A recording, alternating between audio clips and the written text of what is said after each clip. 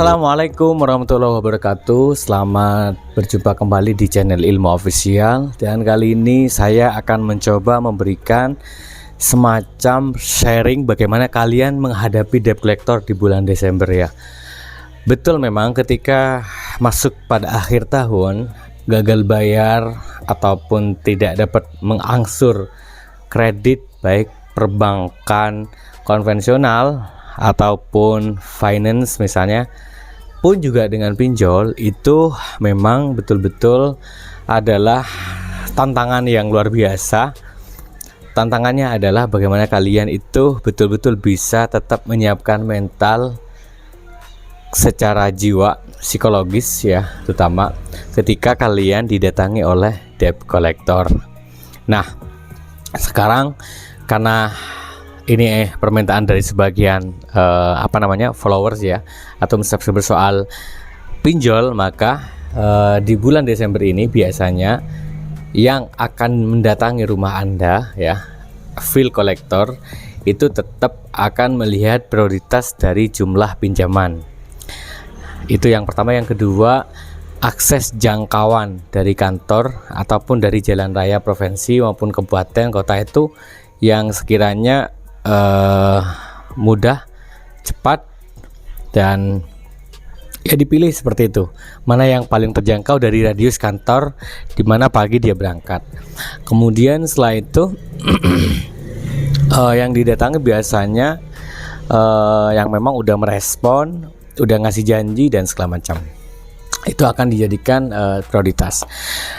Itu mengenai prioritas penagihan ya. Terus pinjol apa yang biasanya datang bill collectornya? Nah, di antara yang hari ini datang ya, sementara ini yang udah ada banyak bill collectornya itu, pertama tuh Kredit Pintar, Kredivo, Aku Laku, kemudian juga Singa ada, terus Amar Bank, Tunaiku juga ada, dan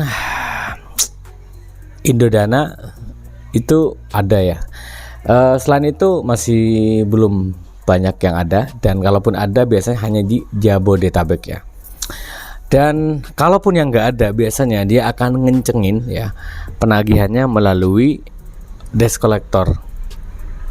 Seperti yang saya bilang, kenapa kemarin kok sampai terjadi orang bunuh diri dan segala macam ya, karena memang bulan Desember itu mereka akan menggunakan berbagai cara bagaimana kalian bisa bayar, karena mereka juga ditarget supaya NPL-nya bagus, tidak lebih dari 5% lah. Dan tentu mereka berlomba-lomba menjaga performa itu, baik dari sisi lending ataupun dari sisi penagihan atau collectionnya ya.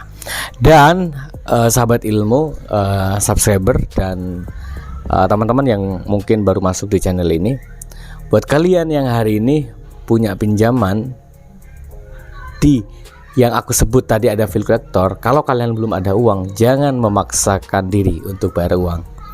Jadi jangan sampai kalian tetap kalah terus kalian pinjam uang untuk bayar utang atau pinjam tetangga atau pinjam aplikasi, jangan ya. Mending kalian kalau saran saya ini tips bagaimana cara menghadapinya ya. Bagi kalian ingin menghadapi bill collector yang datang, yang pertama, kalau Anda wanita, jangan sesekali menemui. Kalau di rumah tidak ada suami ya, mending tutup pintu, tutup pagar, seolah gak ada orang.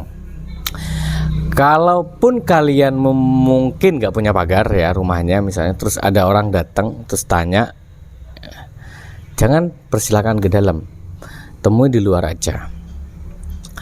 Dan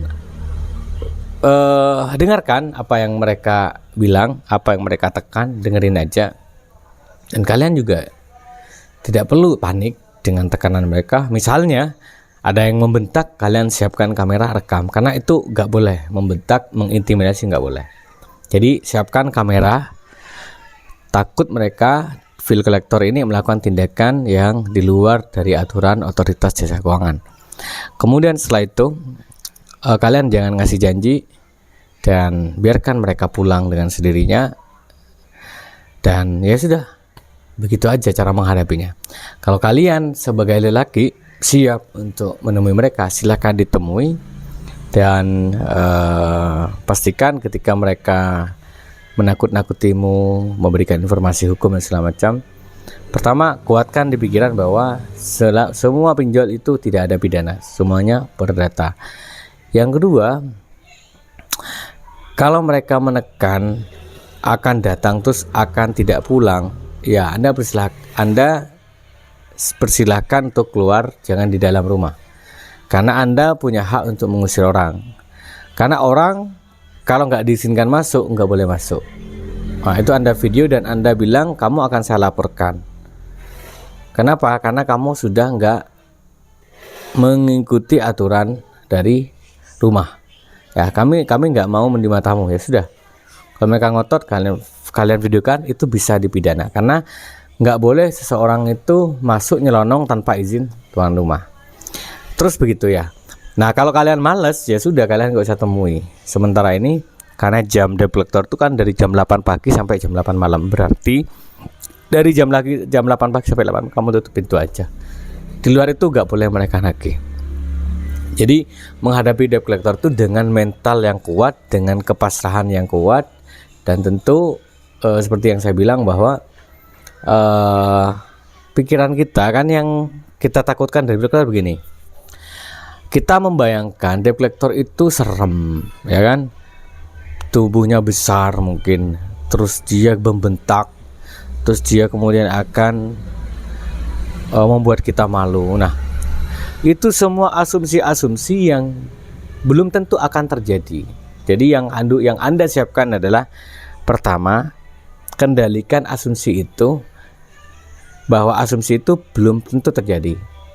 Jadi sama ibarat kayak sekarang lagi mendung, mau turun hujan, kamu nggak bisa mengendalikan hujan. Yang kamu bisa kendalikan adalah kamu bisa bawa payung. Nah, sama dengan debt collector, kamu bisa mengendalikan pikiran kamu sendiri, ketenangan jiwamu sendiri, mendengarkan apa yang mereka sampaikan dan menjawab apa yang kalian bisa jawab tanpa harus kalian berbohong dan kemudian memberikan janji seperti itu.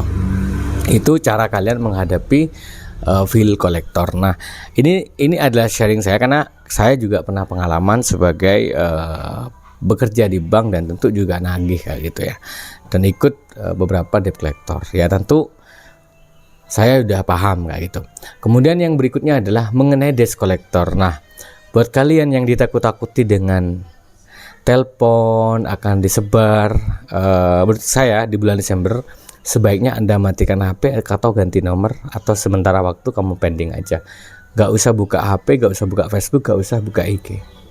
Itu cara lebih aman, lebih tenang ya. Jadi buat kalian kalau takut dengan membaca aja udah kaget, dibilang anjing kah, dibilang babi kah, dibilang ini, dibilang bawa uang, Anda takut, mending gak usah pegang HP ya kalau Anda takut. Tapi kalau Anda takut, ngapain Anda respon orang yang gak dikenal, nomor gak dikenal? Kan gak dikenal, karena gak mungkin mereka menyebut aplikasinya kan. Ya udah, anggap itu salah kirim, gitu aja. Meskipun nyebut namamu, ya itu Anda anggap aja itu sebagai sebuah pesan salah kirim kayak gitu. Jadi ada dua pilihannya, kamu cuekin dengan cara kamu gak usah pegang HP, atau yang kedua kamu gak usah buka HP. Maksudnya langsung hapus chat, gak usah baca aja WA-nya. Jadi semudah itu sebetulnya menghadapi debt collector, baik yang bill collector lapangan maupun yang debt collector lapangan. Buat kalian yang merasa perlu untuk menyebarkan video ini, silahkan Anda sebar. Buat kalian yang baru masuk, perkenalkan, nama saya Mas Fai, pengisi channel official. Dan buat kalian yang merasa dengan video saya kalian bisa membuat mentalnya terbangun, bantu share, like, dan komentar. Itu saja, terima kasih. Assalamualaikum warahmatullahi wabarakatuh.